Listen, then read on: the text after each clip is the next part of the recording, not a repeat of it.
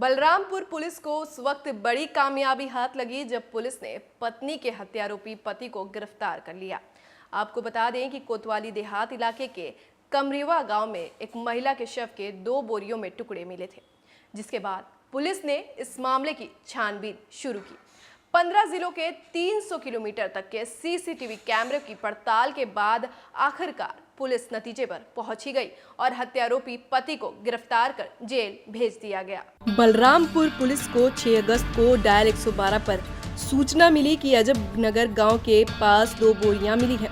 इनमें से बहुत बदबू आ रही है, खून भी लगा है। मौके पर पहुंची पुलिस ने बोरी खोलकर देखी तो उसमें कटे हुए हाथ पैर बांधकर फेंके गए थे।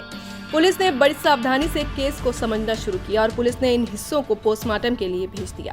पोस्टमार्टम रिपोर्ट में पता चला कि ये अंग किसी महिला के हैं। पुलिस ने थाना देहात कोतवाली में मुकदमा दर्ज कर जांच शुरू कर दी और मामले की गंभीरता देखते हुए बलरामपुर पुलिस ने एसआईटी टीम का भी गठन कर दिया। पुलिस ने कुल 500 गुमशुदा महिलाओं की रिपोर्ट खंगाली और मामले की छानबीन में पुलिस और एसआईटी टीम जुट गई।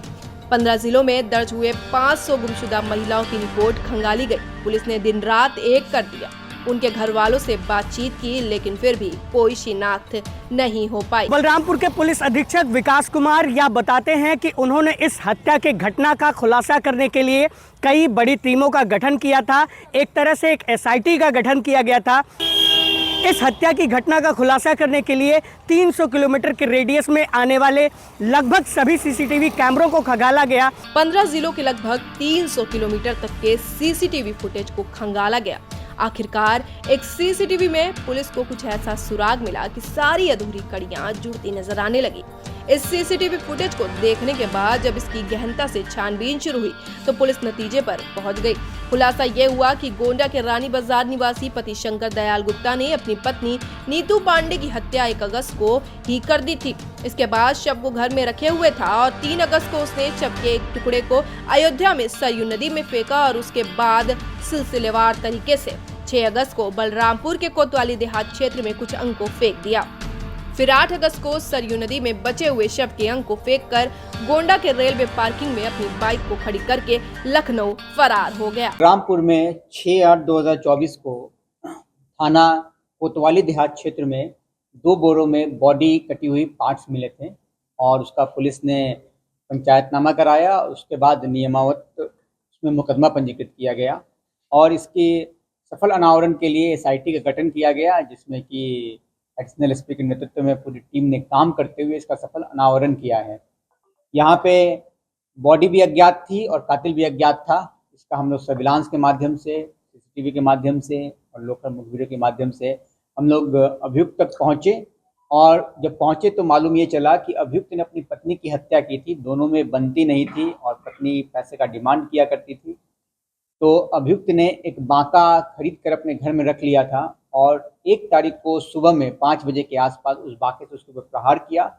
विरोध में चाकू से पत्नी ने भी इसके ऊपर प्रहार किया और उसके बाद इसने बांके से उसका सर काट दिया और उसके बाद ये बॉडी के पार्ट्स को 3 दिन अलग अलग जगहों पे फेंका गया है। सबसे पहले 3 तारीख को सर और हथेली, दोनों हाथों की हथेली को सरयू नदी में अयोध्या के पास फेंका गया। फिर 6 तारीख को इसने जो हमें बॉडी पार्ट्स यहाँ मिले वहाँ फेंका गया।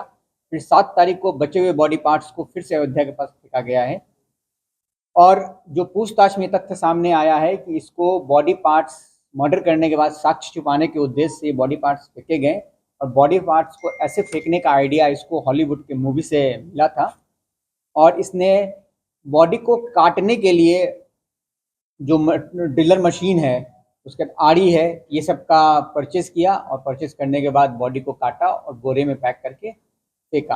पूछताछ में आरोपी पति ने बताया कि पत्नी से उसका बहुत झगड़ा होता था। वो बहुत पैसे मांगती थी, तभी उसे काटकर निर्ममता से मार डाला। इस घटना के खुलासे के बाद सनसनी मच गई। जिसने भी सुना सन्न रह गया। आखिर कोई इतना बर्बर कैसे हो सकता है? बलरामपुर पुलिस के लिए यह खुलासा करना बेहद चैलेंजिंग था, लेकिन पुलिस अधीक्षक बलरामपुर ने इस मामले के खुलासे के लिए जिस एसआईटी का गठन किया था उसकी मेहनत रंग लाई।